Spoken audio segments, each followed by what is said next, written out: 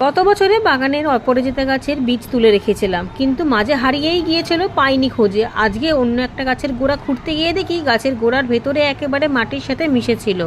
দেখতে পেয়েই তুললাম। একেবারে কাদায় ভরে গেলেও বীজগুলো কিন্তু ঠিকঠাক রয়েছে। যদি বীজগুলো বেরিয়ে যেত তাহলে তো গাছ উঠেই যেত। দেখুন, একটা বীজ থেকেই 8খানা দানা বেরিয়েছে। এই দানাগুলো আর বসাবো না, এবার এই দানাগুলোকেই রেখে দেবো সামনের বছরের জন্য, যাতে সামনের বছর আবারও অপরাজিতা গাছ করতে পারি। আর অপরাজিতা গাছ তো খুব সহজেই হয়ে যায়।